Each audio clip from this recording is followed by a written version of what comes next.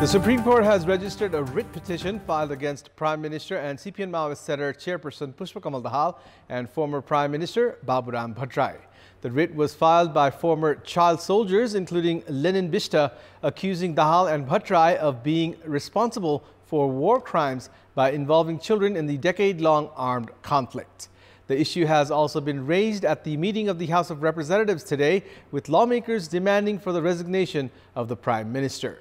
Good evening, I'm Abhyuday Shrestha, and these are the headlines of the hour. Writ filed against Prime Minister Dahal at the Supreme Court demanding for an interim order to suspend him. Dahal alleged of committing war crimes by involving children in the decade-long armed movement. Central and Western Tarai regions to still experience excessive heat. The number of children at hospitals with various health issues increases amid rising temperature.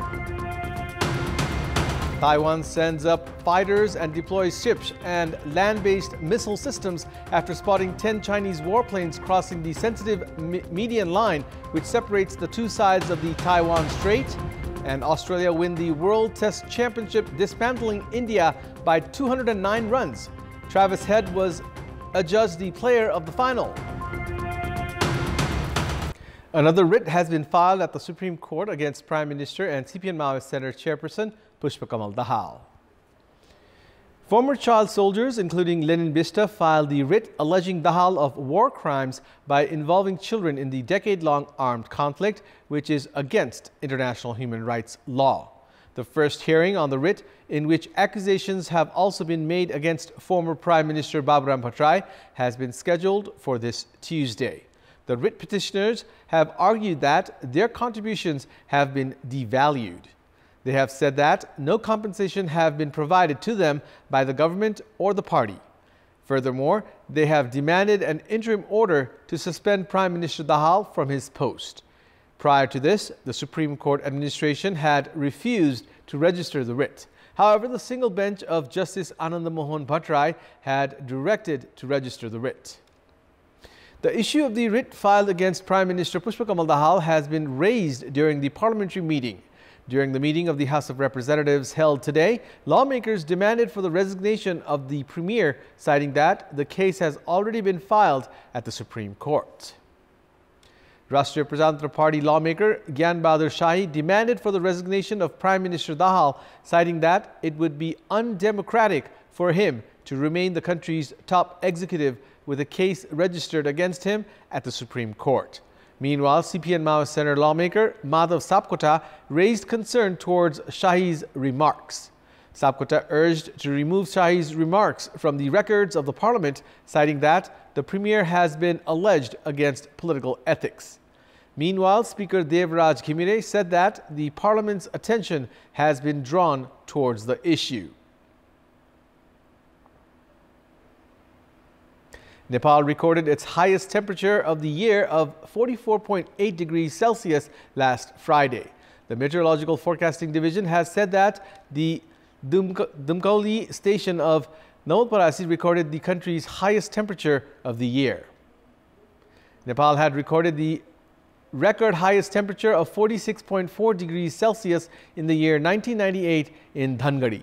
The Meteorological Forecasting Division has said that despite the possibility of light rainfall in the eastern and western hilly regions due to the effects of the westerly wind, the central and western Tarai regions will experience excessive heat this year.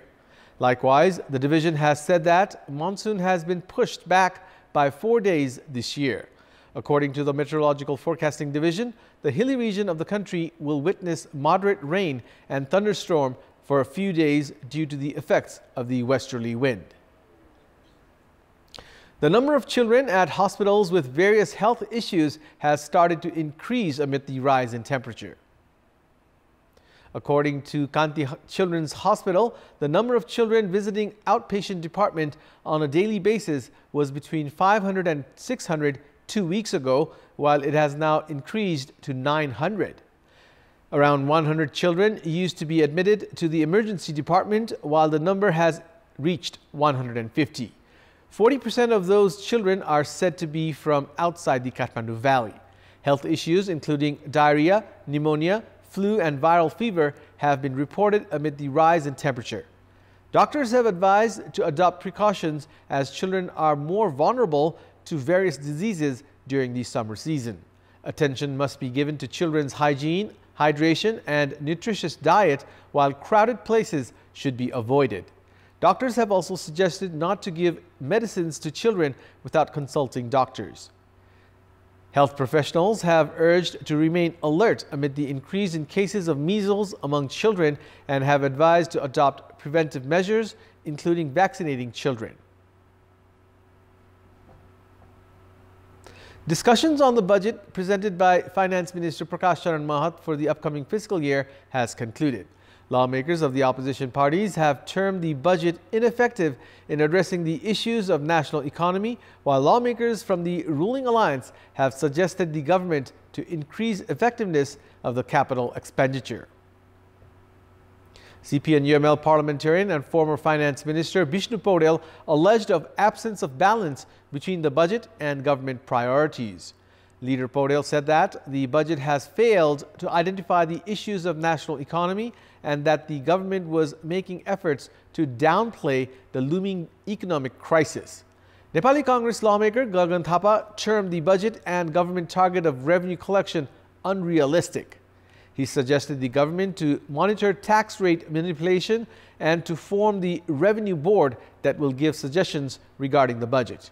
Nepali Congress leader Deepak Giri said that the trend of centralizing resources towards those who are in power must be ended. Giri expressed resentment, citing that the general public rely on lawmakers to make a difference while their rights are shrinking. CPN Maoist Center lawmaker Mahendra Bahadur Shahi also hinted towards imbalance between the budget and the government's policies and programs. Likewise, Rashtriya Swatantra Party lawmaker Shishir Khanal raised questions on the government's target on tax collection and management of the commercial sector. Nepali Congress lawmaker Pradeep Paudel said that the increasing effectiveness of the capital expenditure has been included in the budget. However, ways to do so had not been mentioned. He termed the government incompetent for failing to make expenditures when the capital expenditure was at minimum. In our Public Voice segment today, we have asked people in several provinces regarding the coordination between the government entities for development works. Let's take a look at what they had to say. Public Voice. महानगरपालिका र सरकारी निकाय मिलेर काम गर्यो भने झन राम्रो हुन्छ. कतिपय यो संरचनाहरू चाहिँ बनिरहेछ, त्यसमा चाहिँ खासै युज भएको हैन.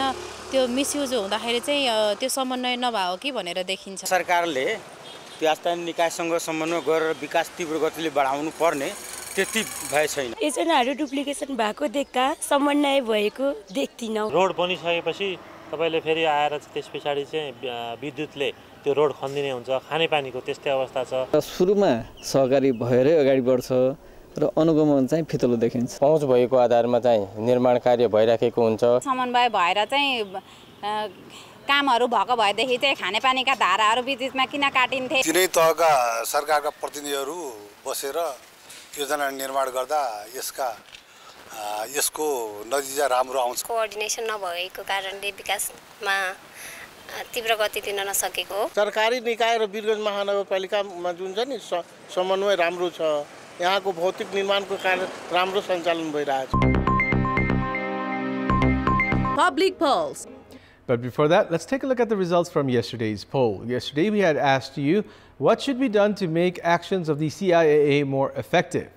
23% voted for A, nominate capable leadership. 67% voted for B, free from politics. And 10% voted for C, expand jurisdiction. And here's today's question. What should be done to stop vegetables grown by farmers from rotting in the fields? Your options are A, facilitate marketization, B, make imports strict, and C, construct cold storages. The voting is on. Type NEWS, select your option A, B, or C, and send it to 34001 to share your opinion with us. And it's time now for the international update.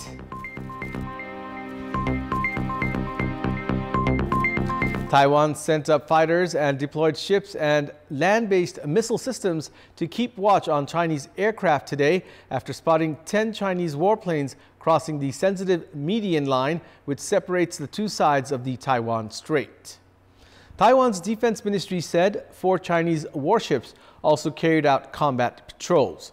This is the second time in less than a week that Taiwan has reported renewed Chinese military activity after 37 Chinese military aircraft flew into the island's air defense zone, some of which then flew into the Western Pacific on Thursday.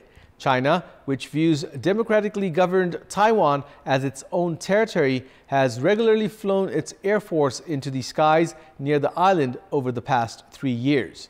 However, they have not entered Taiwan's territorial airspace. China's defense ministry did not immediately respond to requests for comment. It has not commented on Thursday's flights either.